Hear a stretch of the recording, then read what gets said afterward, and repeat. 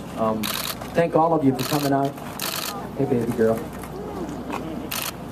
We came back out here as a community to stand on what we consider to be sacred ground, where this tragic event took place yesterday.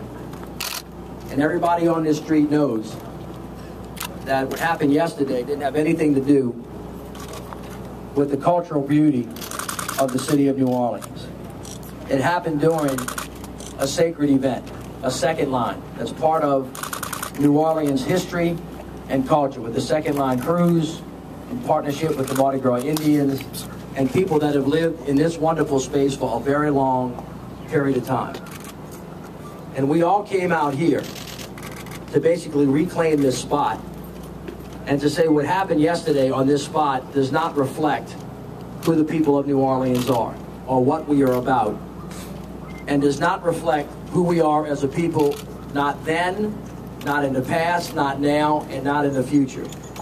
And everybody that's standing out here today is of like mind when we say that the violence that occurred here yesterday is senseless.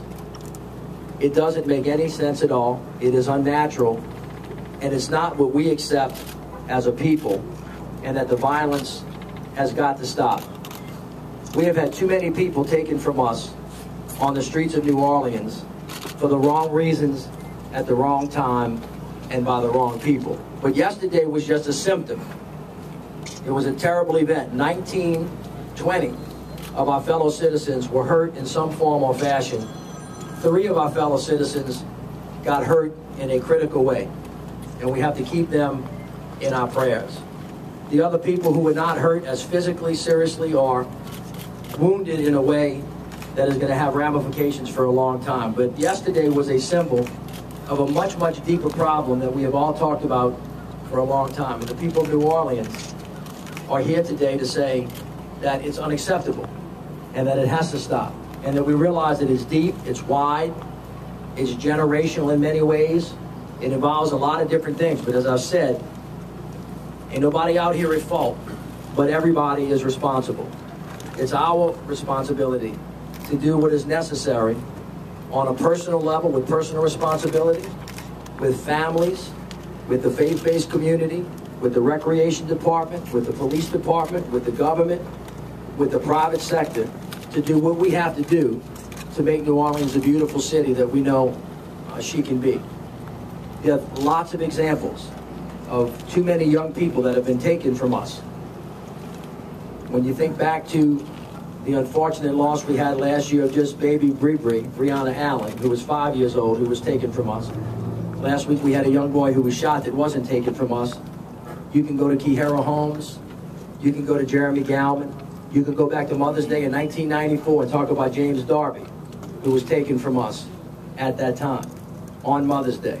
So evidently there is no day anymore that is sacred. Not Mother's Day, not Martin Luther King holiday on the day when the President of the United States was sworn in for the second time on Martin Luther King Boulevard when we had a shooting. That is not right. That is not who we are as a people. And we are going to reclaim our community, and we're going to reclaim our children, and we're going to reclaim our neighborhoods, and we are going to stop the violence first as we deal with all of the other issues. This is a community meeting. This is for you, the community, and I've asked Fred Johnson, who is one of the members of our community, to moderate this discussion. So I'm going to turn it over to Fred, and then we're going to ask members of the community if you have anything to say. This is the place, this is the time, this is the space to basically reclaim the culture, the authenticity, and the history of the city as we know her to be, and to help move us in a position of how she always should have been. So I thank you all for coming out.